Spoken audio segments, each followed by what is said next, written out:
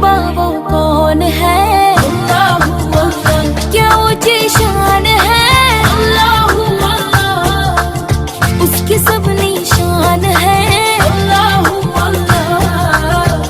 हमारे डाइस पे 2 इंटरनेशनल शायर मौजूद हैं जिनका हाल ही में दुबई, कतर और मस्कत का सफ़र हुआ है। तो जहां उन दोनों में एक संजीदा शायर है तो दूसरा तंज़ो मिज़ा का शायर है। तो हम चाहते हैं कि तंज़ो मिज़ा के शायर से मुलाकात की जाए जिनका 2 हफ्ते पहले दुबई प्रोग्राम था और दुबई के प्रोग्राम को जनाब सज्जाद झंझट साहब जिनका ताल्लुक उत्तराखंड से है वो दुबई के प्रोग्राम को लूट कर लाए और अपने देश की पहचान, अपने वतन की शनाख्त और अपने देश का परचम वहां लहरा के आए। तो बहुत अदब के साथ जनाब सज्जाद झंझट साहब से गुजारिश कर रहा हूं कि मोहब्बत में जो हर बीवी गज़ल का शेर लगती है, मोहब्बत में जो हर बीवी गज़ल का शेर लगती है, खफा हो जाए तो बारूद का एक ढेर लगती है, बड़े मगर शौहर को जल्दी इसलिए गुस्सा नहीं आता, बड़ा बर्तन गर्म होने में थोड़ी देर लगती है। भाई जोरदार तालियों के साथ ये आपके माइक पर जो शायर हैं, सच मानिए कि दुनिया का जाना पहचाना नाम है सज्जाद झंझट, जिनका ताल्लुक रुड़की उत्तराखंड से है। ये हमारी मोहब्बतों में, उस्मान और जुनेद की मोहब्बतों में तशरीफ ले आए हैं। भाई जोरदार तालियों के साथ इस्तकबाल कीजिए। बहुत बहुत शुक्रिया नाज़िम मुशायरा गुलजार जिगर साहब ने बहुत कुछ कह दिया। ऐसा नहीं है, ये मेरे नसीब की बात थी कि मैं चौधरी गयूर साहब की इस खुशी में शामिल हुआ हूँ। बेशक बेशक मैं मुबारकबाद पेश करता हूँ चौधरी गयूर अली साहब को कि आज उनके घर में ये खुशी का मौका आया। सभी हजरात, सभी शायर हजरातों ने इसे पार्टिसिपेट किया और आप लोगों की मोहब्बतों के हवाले से मैं हाजिर हुआ था तो काफ़ी बच्चे बैठे हुए थे। हकीकत है कि मुझे लग रहा था कि शायद मुशायरा हो पाए, लेकिन आज मैं आपको मुबारकबाद पेश करता हूं कि सभी दूर तक लोग बैठे हुए हैं। बहरहाल बच्चों से मुताल्लिक बात यह है कि बच्चे बड़े तेज हो गए हैं आजकल, मुशायरा भी सुनने लगे हैं। एक बच्चा क्लास में बड़ा तेज था, अच्छा, और क्लास में इंस्पेक्टर साहब इंस्पेक्शन के लिए आए हुए थे तो क्लास टीचर भी पास खड़े हुए थे। देखिए हर चीज इतनी एडवांस हो गई है क्योंकि हर मोबाइल ने इतना एडवांस कर दिया है बच्चों को कि तो टीचर सवाल पूछ रहे थे कि बेटे ये बताओ कि शेर जो है अंडा देता है बच्चा। अच्छा, टीचर का सवाल था कि शेर जो है अंडा देता है बच्चा। उस क्लास में जैसे ही सवाल पूछा गया तो एक बच्चे ने बड़ी तेजी के साथ हाथ उठाया, उसे खड़ा किया कि जी पूछिए सर। बच्चा खड़ा हुआ तो उससे पूछा बेटे बताओ शेर जो है अंडा देता है बच्चा। बच्चे ने फौरन जवाब दिया जी शेर तो जंगल का राजा है, उसकी मर्जी अंडा दे बच्चा। क्या बात पूछी? क्या कहने सज्जाद साहब, भाई जिंदाबाद। जमाने को बदल दिया है, बच्चे बड़े तेज हो गए।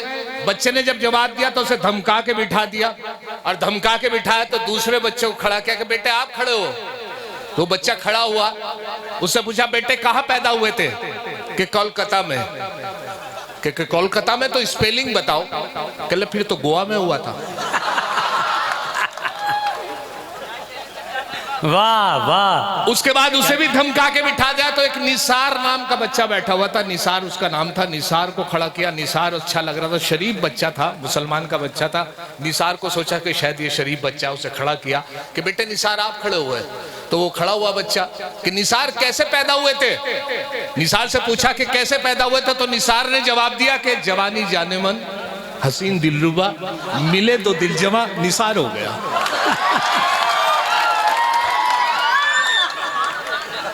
तो बड़े एडवांस दौर से गुजरा ये जमाना। और मेरा लॉकडाउन इतना लगा कि हम लोग शायर लोग घर में बैठ गए और वाइफ के साथ वक्त गुजारा। शायरों का काम बंद हो गया, मुशायरे बंद हो गए, महफिलें जमनी बंद हो गई। तो मैंने अपनी वाइफ के साथ वक्त गुजारा और वक्त के साथ साथ ये हुआ कि मुझे अपनी वाइफ से इतनी बात सुनने को मिल गई कि एक बहस के दौरान मुझसे मेरी वाइफ बोली, मेरी घरवाली बोली कि जितना तेरे में दिमाग है ना, इतना तो मेरा हर वक्त खराब रहे। तो ये बातें बड़ी, मैं मिजाज का शायर हूँ, झंझट मुझे कहा जाता है। ये मोहब्बत खींचलाई मुझे, मैं शुक्रगुजार हूँ उस्मान उस्मानी साहब का, डॉक्टर साहब का, अख्तर साहब का। आपकी खिदमत का मौका मिला है। तो आइए मैंने घरवाली के लिए 4 मिसरे कहे थे। इलेक्ट्रॉनिक कंप्यूटर दौर है तो उसी हवाले से 4 मिसरे पेश कर रहा हूं, आप तक पहुंचा रहा हूं। मुलाजा फरमाए कि दिल है मेरा मोबाइल, दिल है मेरा मोबाइल, तुम सिम हो मेरी जान। वाह वाह, क्या दिल है मेरा मोबाइल, दिल है मेरा मोबाइल, तुम सिम हो मेरी जान, है लाइफ टाइम रिचार्ज ये मोबाइल हमारा। क्या दिल है मेरा मोबाइल, तुम सिम हो मेरी जान, है लाइफ टाइम रिचार्ज ये मोबाइल हमारा। वो बोली अगर सच है तो बस इतना बता दो, मोबाइल डबल सिम तो नहीं है तुम्हारा। बहुत अच्छे, बहुत अच्छे, क्या कहने सज्जाद झंझट, जिंदाबाद जिंदाबाद। देखिए सज्जाद साहब की ये खूबी और ये तासीर होती है कि कह कहूं कि बारिश कर देते हैं। ये तो मोहब्बत है। मैं कलियर शरीफ से ताल्लुक़ रखता हूँ, खानकाही आदमी हूँ, मुझे खिदमत करने का अच्छा लगता है। ये शायद लोग हजरात की मोहब्बत है। वसीम भाई तशरीफ़ रखते हैं, हमारे नफीस साहब तशरीफ़ रखते हैं, अनवर भाई जो देवबंद से तशरीफ़ लाए, गुलजार जिगर तशरीफ़ रखते हैं। बहरहाल मुझे मौका मिला आपकी खिदमत का तो मुलाजा फरमा ले। जी इनायत भाई, इनायत। सुल्तान जहां तशरीफ रखती हैं, अभी पढ़ रही थी और बुजुर्गों के लिए भी कुछ कहा, तो मैं उनसे अर्ज कर दूं कि हर कोई उसका आशिक है। अच्छा, या ये कहिए कि हर कोई उसका यार है, तुम कर लो क्या करो। हर कोई उसका यार है, तुम कर लो क्या करो, और मुझको भी उससे प्यार है, तुम कर लो क्या करो। क्या कहने, वाह। हर कोई उसका यार है, तुम कर लो क्या करो, और मुझको भी उससे प्यार है, तुम कर लो क्या करो। और थामे है मेरा हाथ कभी वो सलीम का, थामे है मेरा हाथ कभी वो सलीम का, 2 नाव पे सवार है, तुम कर लो क्या करो। अच्छा, मुशायरे ऐसे हो गए तो शादी का मुशायरा गयूर साहब का मुशायरा है, लेकिन एक शेर इसमें सुनाता हूं मैं कि आजकल मुशायरों के हवाले से क्या क्या होने लगा। कि हर कोई उसका यार है, तुम कर लो क्या करो, मुझको भी उससे प्यार है, तुम कर लो क्या करो। और चंदा मुशायरों का करूंगा मैं बेधड़क, चंदा मुशायरों का करूंगा मैं बेधड़क, ये मेरा कारोबार है, तुम कर लो क्या करो। अरे क्या कह, जिंदाबाद जिंदाबाद, ये मेरा कारोबार है, तुम कर लो क्या करो। और देखिए साहब, हालात बिगड़े और हालात के साथ साथ मैं अभी सफर कर रहा था, और मैं जैसे ही यहाँ हाजिर हुआ तो मेरे सामने से खूबसूरत कार निकली, और कार मैंने देखी, बड़ा अच्छा लगा कि भूरा गांव में इतनी खूबसूरत कार। और कार जैसे ही आगे से गुजरी तो उसके पीछे एक स्लोगन लिखा हुआ था, एक बात लिखी हुई थी, सावन को आने दो। अच्छा, उस कार के पीछे लिखा हुआ था सावन को आने दो। पीछे से एक ट्रक आया और उसे जोरदार टक्कर मार दी, और जोरदार टक्कर मारी तो मैंने ट्रक के पीछे देखा तो उसमें लिखा था आया सावन झूम के।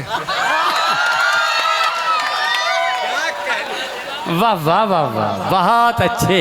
हम जहां जाए वहां लफड़ा ना हो, हम जहां जाए वहां लफड़ा ना हो, दोस्तों झंझट है हम भी नाम के। हम जहां जाए वहां लफड़ा ना हो, दोस्तों झंझट है हम भी नाम के। क्या करें ये नाम ऐसा मिल गया, वरना हम भी आदमी थे काम के।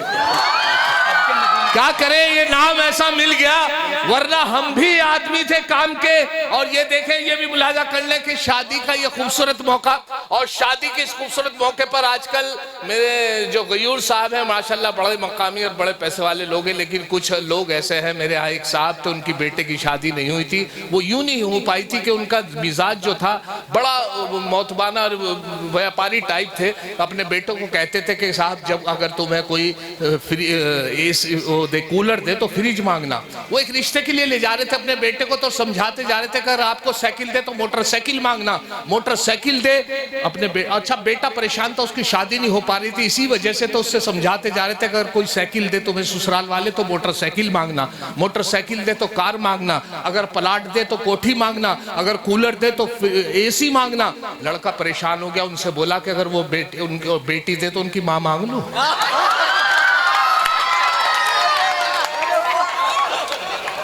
अच्छा है, वाह। आशिकों को देखिए, मोबाइल ऐसा सिस्टम है कि मोबाइल से रिश्ते शादी बहुत होती है, रिश्ते इंटरनेट ईमेल से बड़ी शादी। एक साहब बोले, झंझट साहब आप सफर में रहते हैं, मेरी बेटी के लिए आप रिश्ता बताइए। तो मैंने उनसे ये कहा कि मैंने ईमेल इंटरनेट से बहुत शादी होती है, आप अगर ईमेल का मोबाइल से आप रिश्ता करते तो आपका अब तक हो जाता। यहाँ से 4 मिसरे 4 लाइनें आपको सुना रहा हूँ कि आशिकों को मस्ती गुफ्तार में नहलाएगा। मोबाइल से भी बात करती है लड़की है तो जाहिर सी बात है कोई ना कोई बात। आशिकों को मस्ती गुफ्तार में नहलाएगा, क्या खबर थी इश्क इतना मॉडर्न हो जाएगा। और रिश्ता दुख्तर में अब कोई परेशानी नहीं, उसको मोबाइल दिला दिए रिश्ता खुद आ जाएगा। बहुत अच्छे, बहुत अच्छे, बहुत अच्छे। उसको मोबाइल दिला दीजिए, उसको रिश्ता खुद आ जाएगा।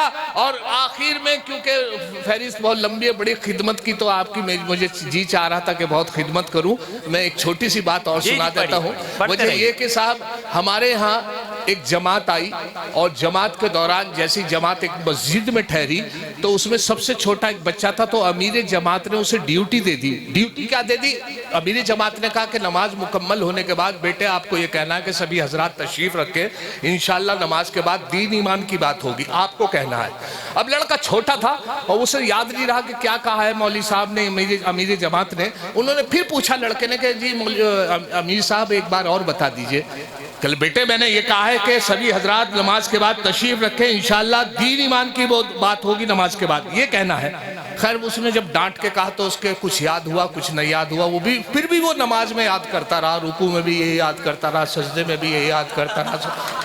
जैसे ही नमाज मुकम्मल हुई तो खड़ा हो गया, कुछ बात उसके याद रही कुछ बात याद नहीं रही। एकदम खड़ा होकर बोला हजरात सभी हजरात तशरीफ रखें, इंशाल्लाह नमाज के बाद इमाम साहब के बारे में बात होगी। वाह अच्छा क्या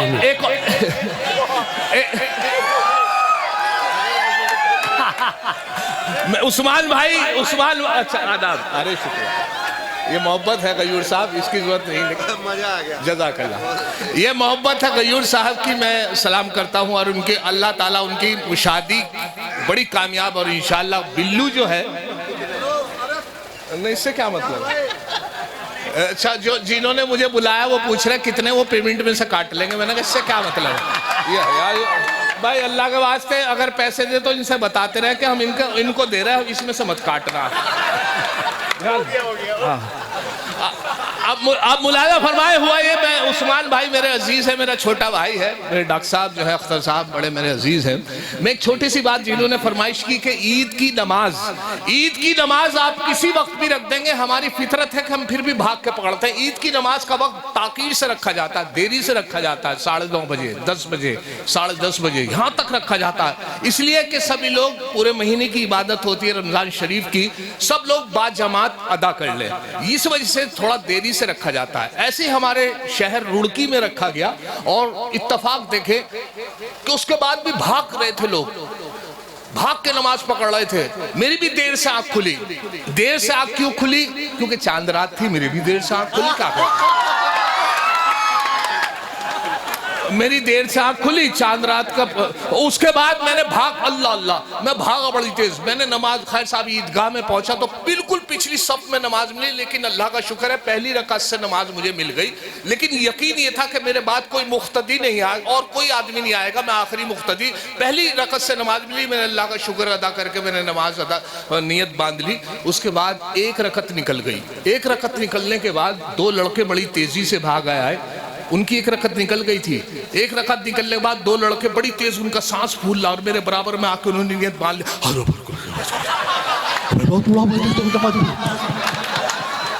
बहुत उनकी हालत खराब। खैर साहब मैंने सोचा चलो कोई बात नहीं, मैंने नियत बांध रखी थी कि इनकी एक रकत निकलेगी। उसके बाद देखे साहब क्या हुआ कि नमाज के बाद रुकू हुआ, सजदा हुआ, कायम हुआ, सलाम फेरा गया। एक तरफ सलाम फेरा गया, दूसरी तरफ सलाम फेरा गया। जब दोनों तरफ सलाम फेर के नमाज मुकम्मल हुई तो दोनों आपस में बात कर रहे थे। मैंने भी उनकी बात सुनी तो एक लड़का दूसरे से कह रहा था, देखा अगर वजू के चक्कर में रहते तो नमाज निकल गई थी।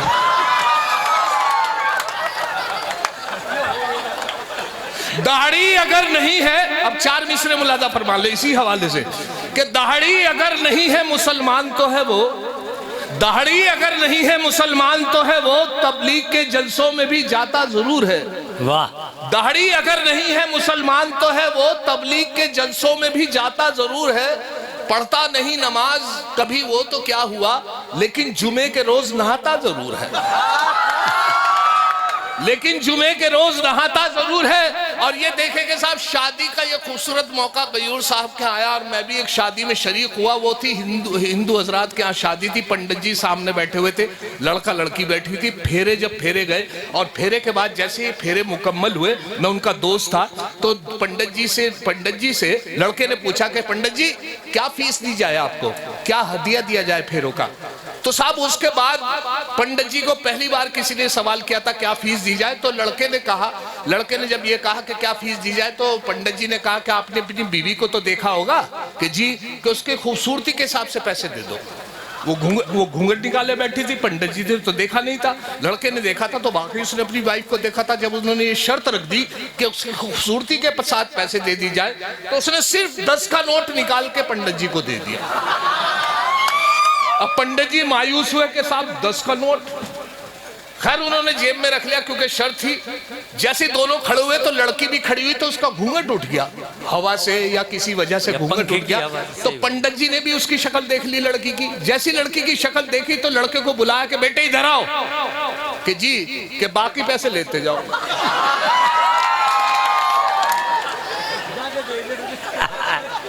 क्या कहने, वाह।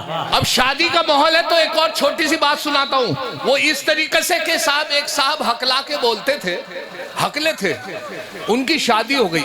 अच्छा, हकले से तो आपका वास्ता पड़ा होगा कि हकला कैसे बोलता है।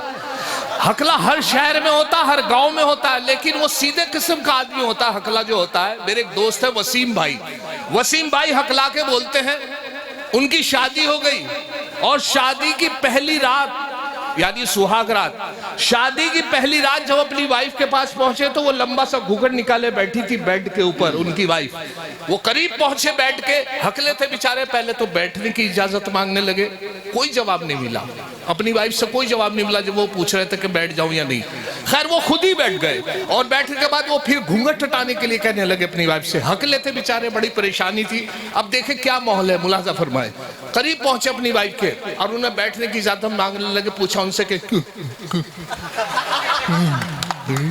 अरे भाई तुम कहो तो बैठ जाओ।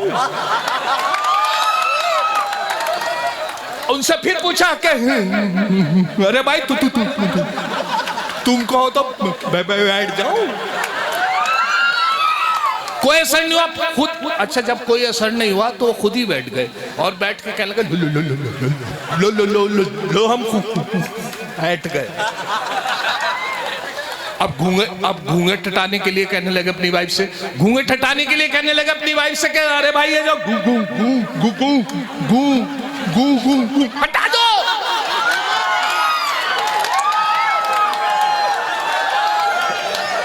आदाब। उनसे फिर कोशिश की। अच्छा, जब वो उनको कोई जवाब नहीं मिला, घूंघट हटाने के लिए जवाब नहीं मिला, बैठने के लिए ने फिर कोशिश की कि शायद इस बार कोई असर हो जाए। फिर उनसे कहा कि अरे भाई ये जो गू गू गू गू गू हटा दो। अच्छा, काफी देर के बाद घूंघट के अंदर से आवाज आई कि तू भी हटा दे। कहने लगे कमाल हो गया, तुम तो मेरी बहन निकली। क्या कहने भाई। अच्छा, उनकी अब मैं एक गजल क्योंकि लतीफे बहुत हो गए हैं, उस्मान भाई गजल मुलाजा फरमा। जी भाई, पढ़िए। नई गजल सुना रहा हूँ जी, इनायत। नई गजल सुना रहा हूँ गयूर भाई।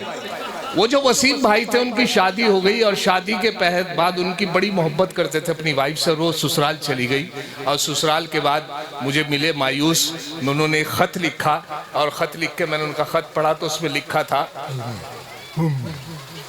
अब आबी जा, अब आबी जा है घर में अंधेरा तेरे बगैर।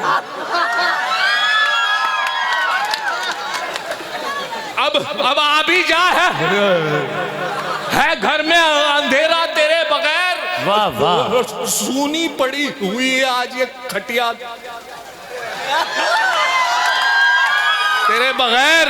वाह वाह। अब उनका नाम था नूरुन्निसा। अब आबी जा है घर में अंधेरा नूरुन्निसा तू जब से गई अपने मायके। अच्छा, नूरुन्निसा तू जब से गई अपने मायके, बेनूर हो गई मेरी दुनिया तेरे बगैर। अरे क्या कहने, वाह वाह, तालियां भी बजा दो, जोरदार तालियों। अरे क्या कहने सज्जाद साहब, जिंदाबाद जिंदाबाद। अब आखिर में एक और शेर सुन ले। अरे वाह, तकिया भी टेंशन में है, बिस्तर भी है उदास। तकिया भी टेंशन में है, बिस्तर भी है उदास। तकिया भी टेंशन में है, उदास। तकिया भी टेंशन में है, बिस्तर भी है उदास। अच्छा लगे न रात में सोना तेरे बगैर। बहुत अच्छे बहुत अच्छे बहुत अच्छे।